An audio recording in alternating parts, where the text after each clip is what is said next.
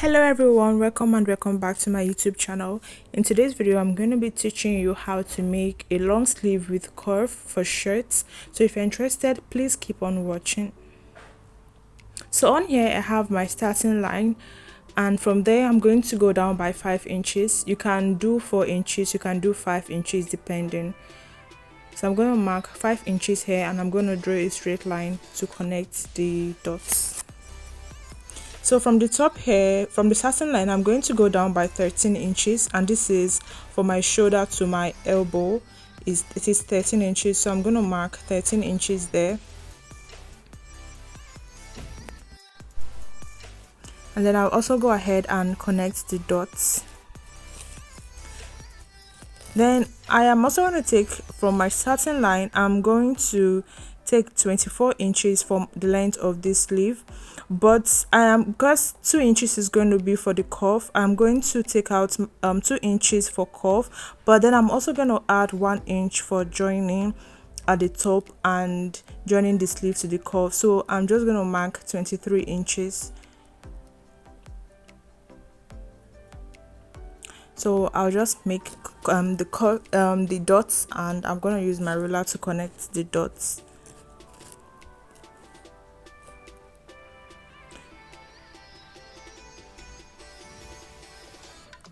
So this side here is going to be on fold. If you are drafting this pattern directly on your fabric, this side is going to be on fold. The side I just touched is going to be on fold.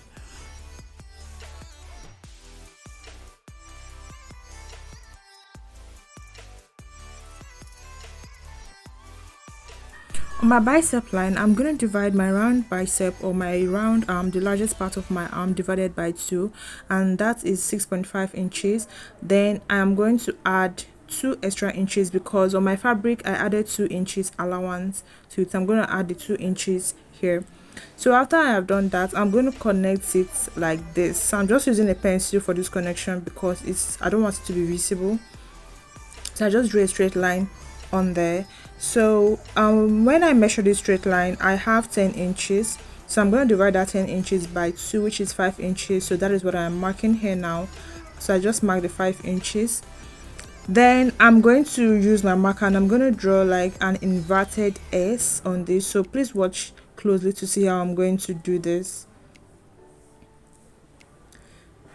So from the top here, I'm just gonna draw like a curve connecting to the 5 inches, and then I'll draw another curve. You can see what I am doing here. So this is what I am going to be having. So I'll just go ahead and adjust this inverted S, and that is it for this part. Then I'll just also go ahead and I'll measure it to find out the measurement. So I'm going to measure this inverted S, and after measuring I got 10.5 inches, and remember that this is going to be on photo. 10.5 times 2 is 21 inches.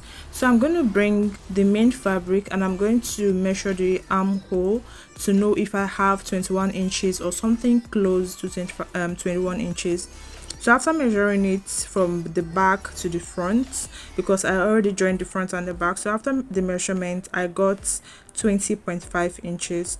So you can see that we are not so far from 21 inches, so it's cool. But if you still want to make some adjustments to get to 21 inches exactly, then it's also cool.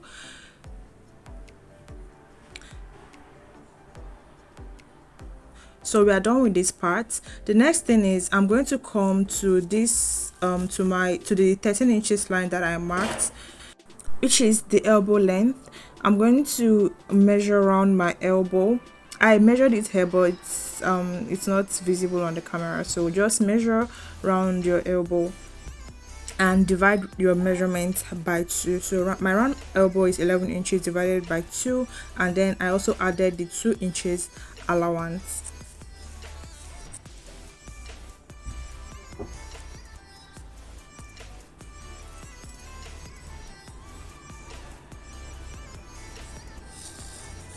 And then for the length of my sleeve, I subtracted 1 inch from what I have on my elbow length, or my elbow measurements. I'm just measuring my palm to make sure that my palm will be able to pass through the measurement. I shouldn't have subtracted 1 inch because I wanted the wrist to be puffy, but I did, and it still came out okay. So if you want the wrist to be puffy so you can be able to like pleat it or gather it before joining to the cuff, you can just draw a straight line from your elbow measurement. So I'm just connecting the lines like this, and after that I'll go ahead and cut out the excess fabric.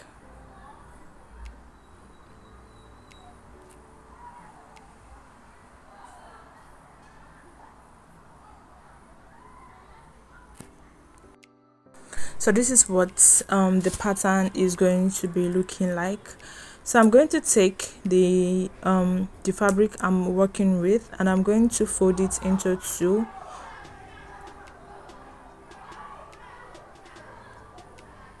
and then I'm going to place the pattern on top and cut it. So please take note of the side that is folded so you don't cut your the fabric into pieces. So I'll just adjust it properly and go ahead and cut.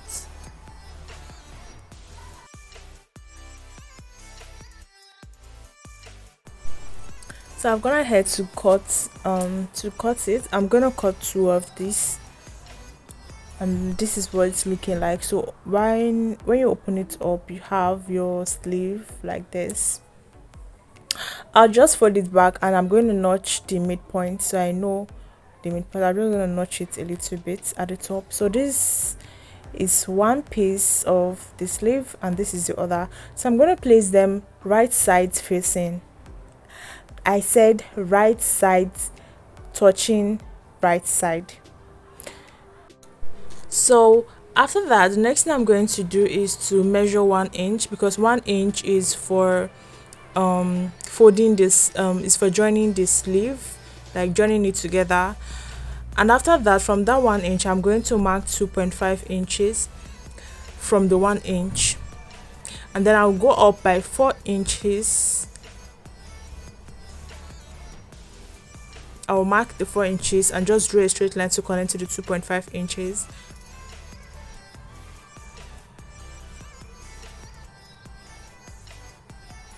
And then I'll just use my scissors and slit it open.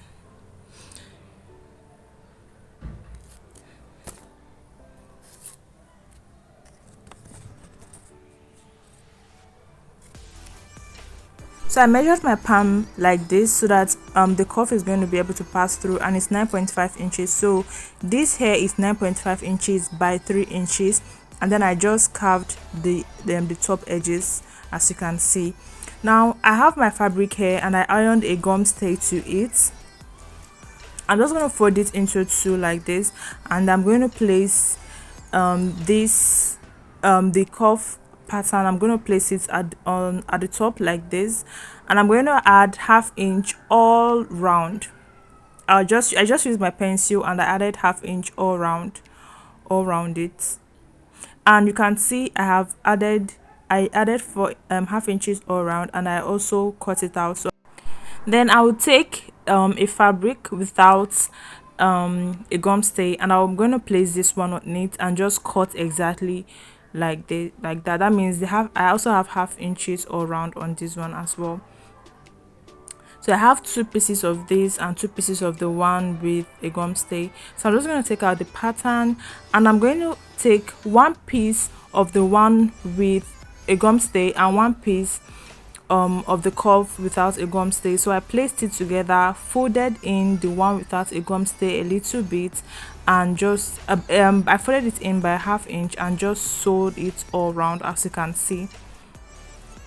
So this place is folded by 1/2 inch, and then I just sewed it from here all the way to the bottom and at the top, and then after that I cut out the excess fabric I had. I'm so sorry I wasn't able to take this on camera. So this is my sleeve. I'm going to join it by 1 inch, and I've done that. I've joined it by 1 inch. The next thing I'm going to do is to like bias the slits I have on it. So I made a little bias, something like a bias tape. I just folded it and ironed it. You can see how it is. So I folded it once, ironed it, folded the both sides again. So the length of the bias is 10 inches and the width is 2 inches. So after I folded it, or I had like 1 inch, half an inch. So I'm going to place it like this. But first of all, I'm going to turn it. I just wanted to turn it to the right side. So I took my bias and I'm going to place it like this on the slit, and I'm going to sew it all the way around to the other side. So this is me sewing it. There are different ways to make the cuff of a sleeve, but this is the method I am using. There are other methods out there, you know. So after that, you can see how it's looking now. So it's well biased and we don't have a raw edge there anymore.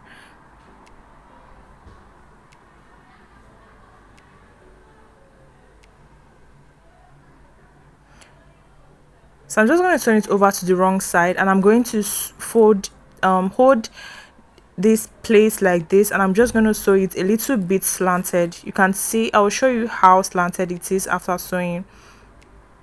So this is what I mean. You can see that I just sewed a little bit like in a slanted way. So I'll just open it up and show you the effect it's going to give to the sleeve. So this is how it's going to make the sleeve is looking. You can see how nice and neat it is looking already.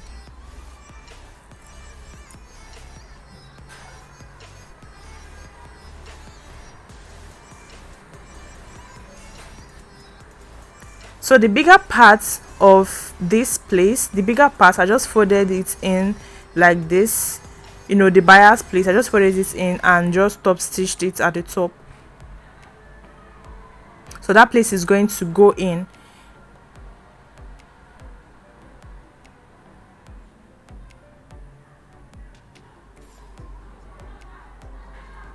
So you can see it. I just folded it and stitched it at the top.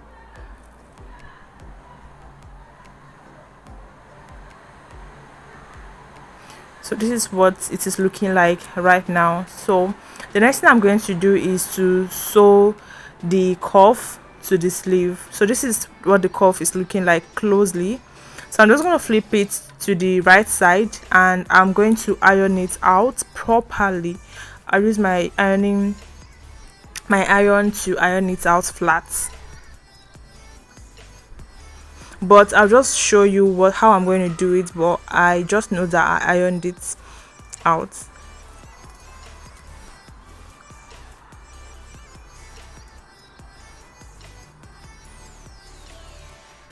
So I'm going to take the sleeve, which I already gathered. You can pleat the excess, but I just gathered the excess of mine. So after gathering it, I just placed it like this,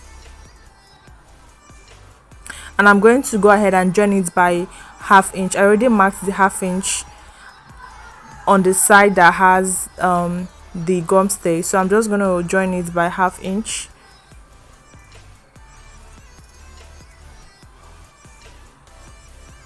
I already marked my ½ inch, so it's easier for me.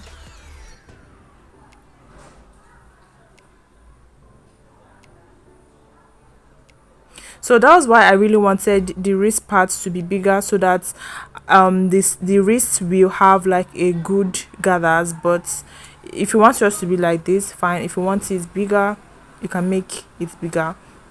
So this is the first stitch that I have. Then the next thing I'm going to do is I'm going to put this one inside. And I'm going to use the folded part of the side without the gum stay to cover it up like this. And then I'm also go ahead and just sew it all the way from one side to the other to cover up the raw edges.